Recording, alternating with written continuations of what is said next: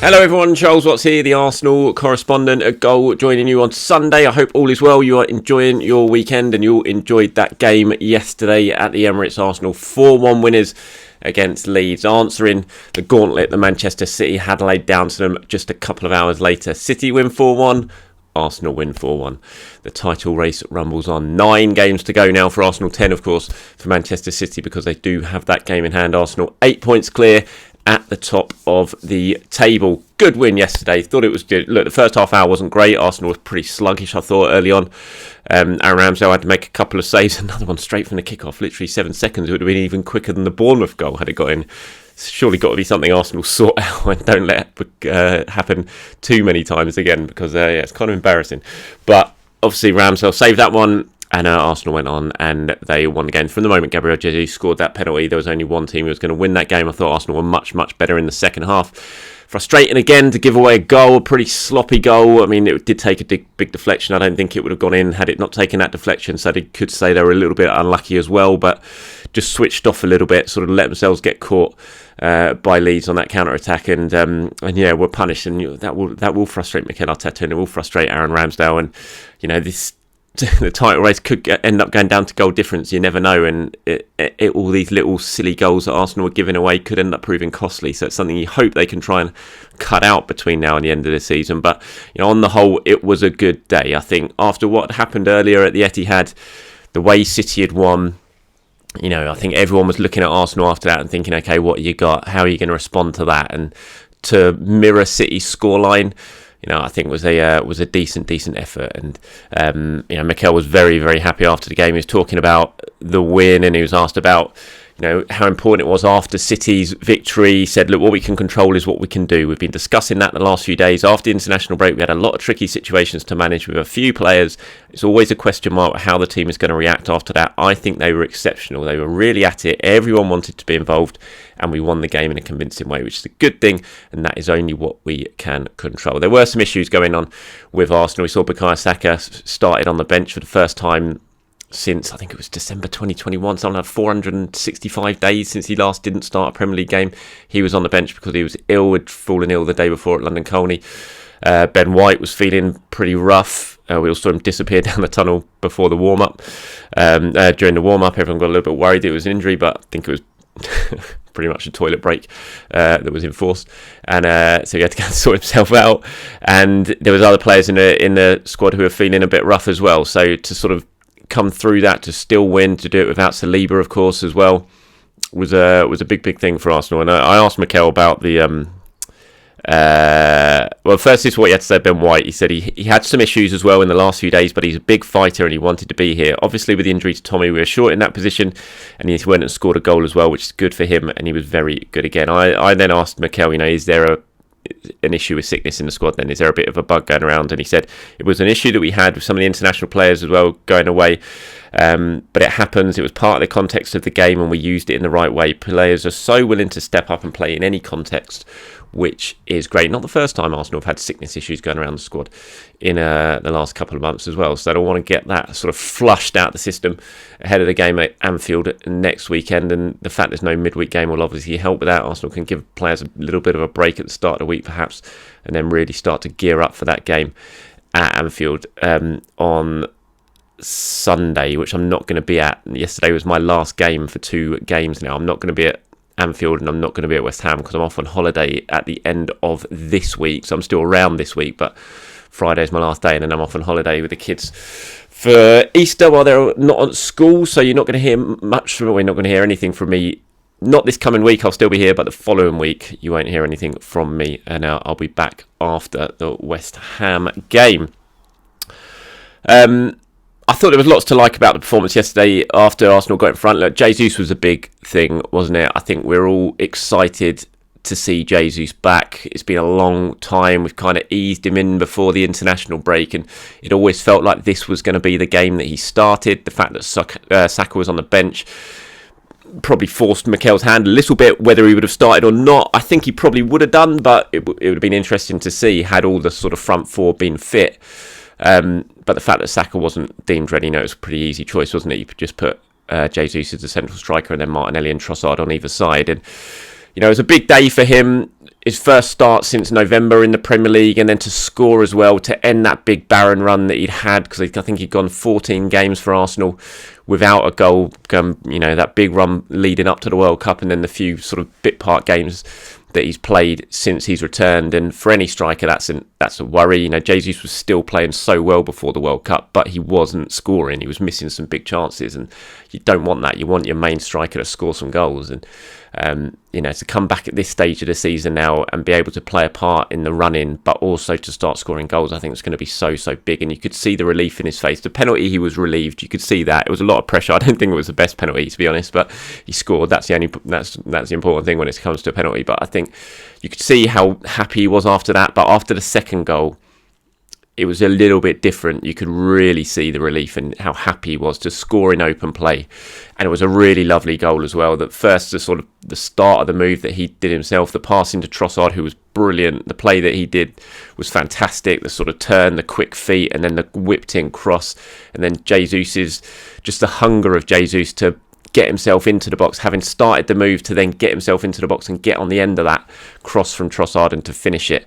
It was really, really good to see, and you could see how happy he was with that, and I think that's going to do him the world of good over the next nine games. And I think for Arsenal, it's such a huge boost. And Mikel Arteta was speaking about it afterwards, and he said, I'm delighted for him. They were all clapping for him, and he's been working so hard the last 4 or 5 months with a lot of support, obviously from the team and from the staff. Today he deserved the chance to start, and he grabbed the opportunity with a lot of conviction, scoring 2 very important goals. I like the fact that when he's talking about they were clapping for him, and when Jesus got it back into the changing room, they got a bit of a hero's welcome from the Arsenal fans, from the Arsenal players. They all understood what he's been through and he's such a popular figure. He's made such an impact, and they're all delighted to see him back. So for him to then come into the changing room after scoring those 2 goals, and all the players to sort of applaud, and that would be a really nice moment for Jesus, who's had some really difficult times over the last few months. And I think that says a lot about the unity and the togetherness of the squad.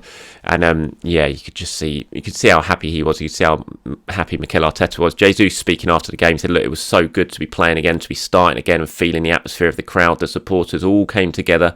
The way they've supported me is massive. It's not easy when you're not seeing your striker not scoring goals, but they've always supported me. Obviously, he was then asked about the fact he got taken off after 60 minutes. He said, look, obviously every player wants to play the full 90 minutes. I think I'm really ready to play more minutes. However, when the ref said to me I was going off, I was a little bit disappointed because I wanted to play, but of course I respect the manager and the other players as well.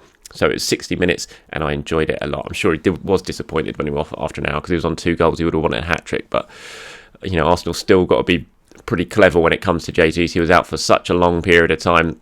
He's not played many minutes before yesterday. I think 60 minutes was a good amount of time for him. It's the longest he's played since he's come back from the injury, and he just continued to step that up. Obviously I'm pretty sure he'll start at Anfield next Saturday. Maybe he'll step that up to maybe 75 minutes. Maybe you try and get him through to the 90 at Anfield, but you've still got to manage him pretty well. You don't want to take any risks with someone who's had such a serious injury and he's been out for so long, and who is, it's just such a vitally important player for this club, and I think will be so important over the next 9 games. He's been there, he's done it. He's one of the few players in this squad to know what it takes to win a title, when the pressure really starts to ramp up.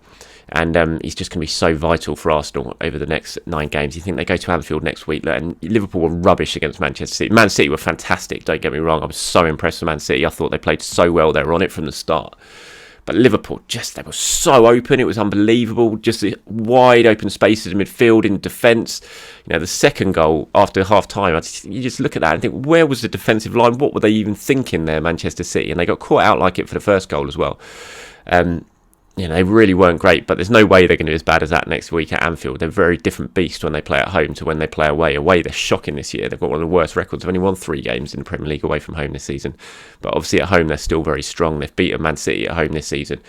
They hammered Manchester United at home this season. So Arsenal can't be expecting to rock up to Anfield next week and to face the same sort of Liverpool side that we saw yesterday at the Etihad. So they're going to need to be much better, stronger, and they're going to need players like Jesus who can handle that situation, who's been in it before, to step up and have a really, really big game. I asked Mikel actually yesterday about how much of the game, the Man City-Liverpool game, he let the players watch, because at London Colney on Friday he told us he was going to let them watch it up to a point. So I asked him, how much did you let them do it? And he said, we were on the bus, and so we were watching it in short parts. But when we got to the stadium, we disconnected and focused on what we wanted to do to the game. We had ahead of us. That was it. So basically, watched it on the coach. As soon as they got to the ground, that was it. Switch off and focus on the Arsenal game. I think that's what they're going to be doing between now and the end of the season. We're going to see so much of this now in these 9 games. Someone playing first, putting the pressure on the other club, having to deal with it. City are in frightening form at the moment when you look at it, what they were doing before the international break, what they've done against Liverpool, the goals they're scoring, the way they're playing. But for Arsenal, they just can't get caught up in that. They've just got to continue doing what they're doing. And what they're doing now is so impressive. Having lost to Man City, they've won 7 games in a row in the Premier League. They've scored 3 goals at least in every single one of those 7 games, apart from 1 match. That's so impressive. They deserve an awful lot of credit for that. And, if they can keep that sort of form, then they're going to go on and win the title. But some really difficult games to come. They're going to need everyone to play well. Ben White, I thought, was fantastic yesterday. Trossard played really, really well. I love Ben White. I think he's so good. He's such an underrated player outside of Arsenal. I think everyone at Arsenal knows how good Ben White is, how good a season he's had. But outside of Arsenal, I think a lot of people just don't really appreciate him, and they should, because he's one hell of a player. I loved his interview yesterday as well, after the game, when he was asked if he watched the Manchester City-Liverpool match, and he just said, I don't watch football, which is classic Ben White. Another assist for Trossard yesterday. What a player, what a signing. I've said it so many times already, but just a fantastic piece of January business. He's got 7 assists now in the Premier League for Arsenal since signing in January. He's second only behind Bukayo Saka in terms of Arsenal. He's level with Martin Odegaard for assists for the season. Only Saka's got more.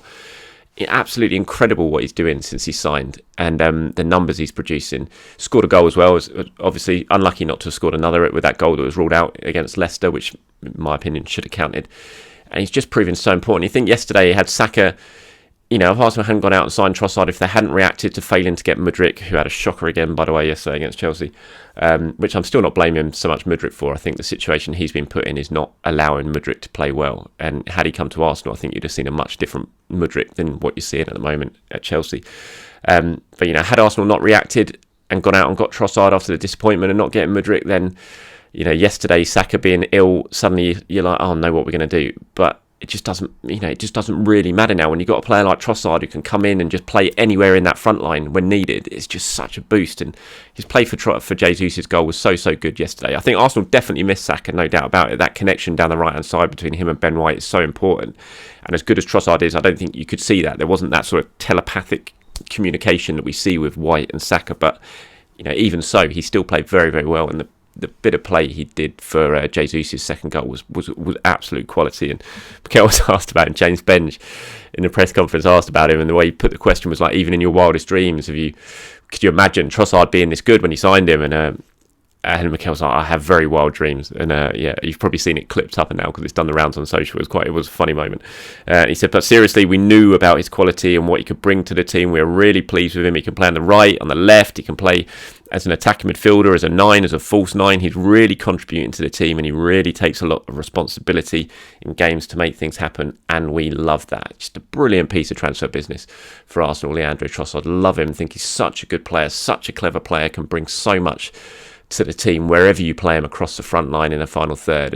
And if Arsenal do go on and win the league this season, they're going to look back on that piece of business they did in January to get Trossard from Brighton as such a hugely influential decision to go on and win this title. I'm not sure they'd be where they are right now had they not gone and signed Trossard. He's been that important to them in terms of what he's done on the pitch and the strength he's brought to the squad as well. So, yeah, fantastic. Let me know what you guys think anyway. How happy are you feeling today? What are you feeling in terms of the title race?